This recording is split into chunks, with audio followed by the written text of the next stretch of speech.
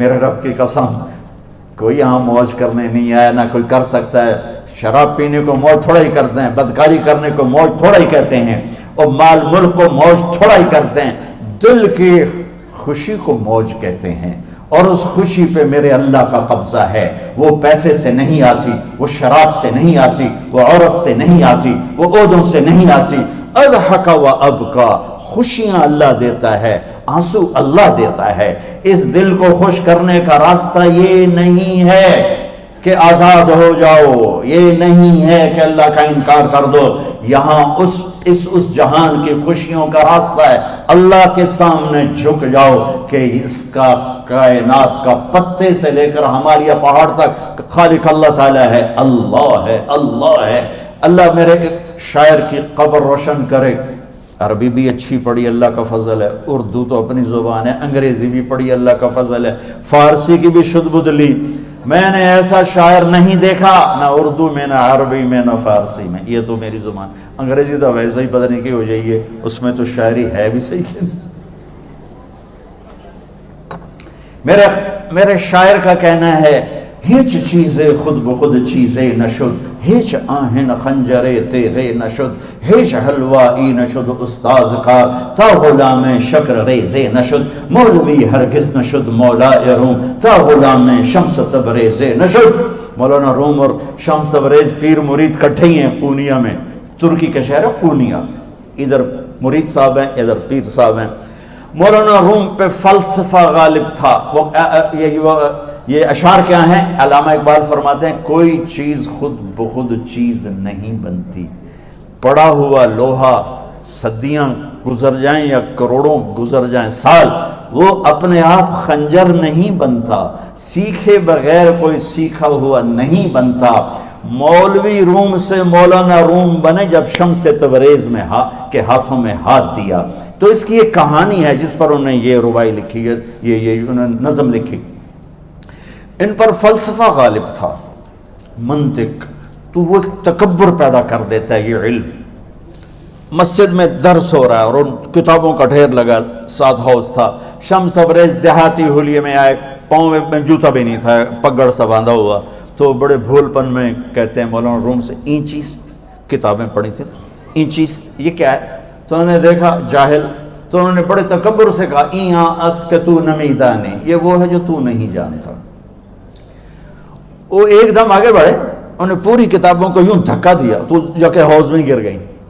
تو مولانا روم نے او تیرا بیڑا ڈوب جاوے او نام مرادہ، ایک ہی کی ایک اڑا کوئی ہون کمپیوٹر پہ بچوں میں دوئی باری کر لواں، وہ یہ تو نے کیا کیا، میری ساری زندگی کی جہد برباد کر دی۔ ہم مسکرائے، پانی میں اترے اور ایک ایک کتاب خشک مٹی اڑ رہی اور باہر نکالتے گئے، ساری خشک کتابیں دھول اڑ رہی سامنے رکھ دی۔ مولانا روم اب سر پکڑ کے بیٹھے، این چیز یہ کیا ہے؟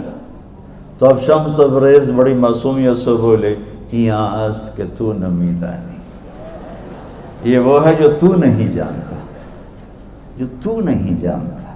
پھر فلسفہ رہ گیا، منطق بھی رہ گئی، پھر مثنوی مولانا روم وجود میں آئی، جس کا علم آج بھی بہتے چشمے پانی کی طرح۔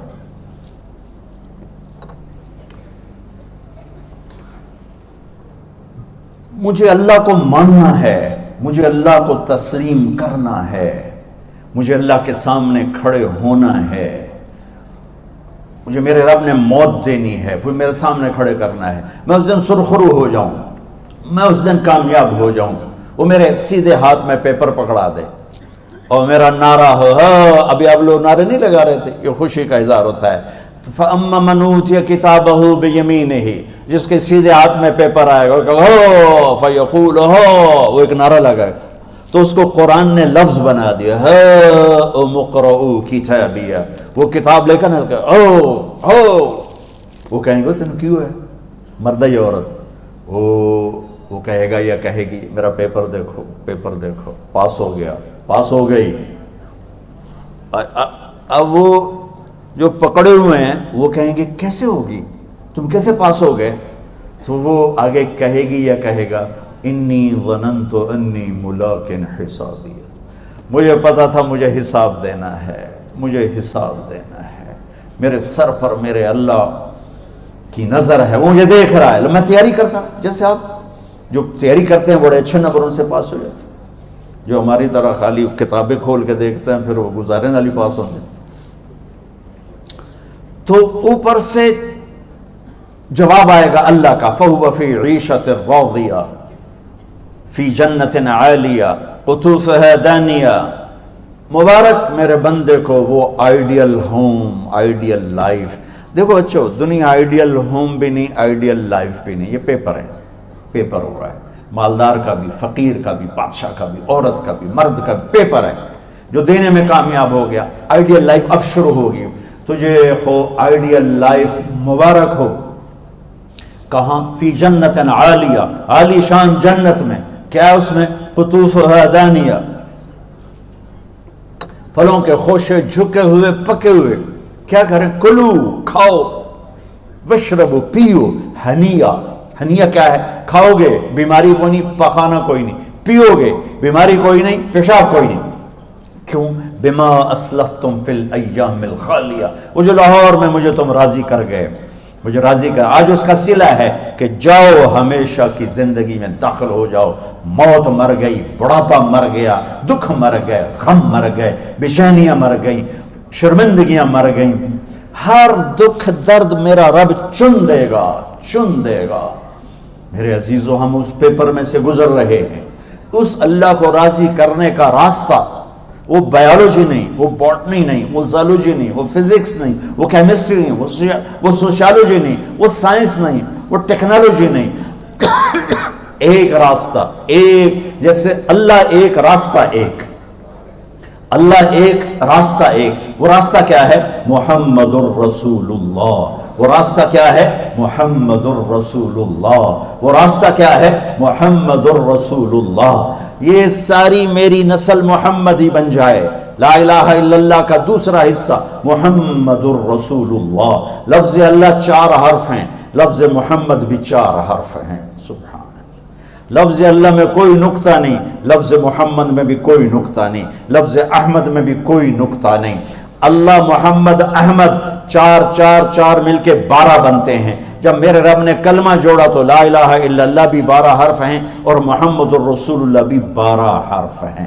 بیلنس کر کے ہمیں کلمہ دیا، اور یہ اعلان ہے، اعلان ہے کہ اگر اللہ تک پہنچنا ہے تو سید ہونے کی ضرورت نہیں ہے، بادشاہ قریشی ہونے کی ضرورت نہیں ہے۔ اگر اللہ تک پہنچنا ہے تو غلام محمد بننے کی ضرورت ہے۔ کہ محمد سے وفا تو نے تو ہم تیرے ہیں، یہ جہاں چیز ہے کیا لوح و قلم تیرے ہیں۔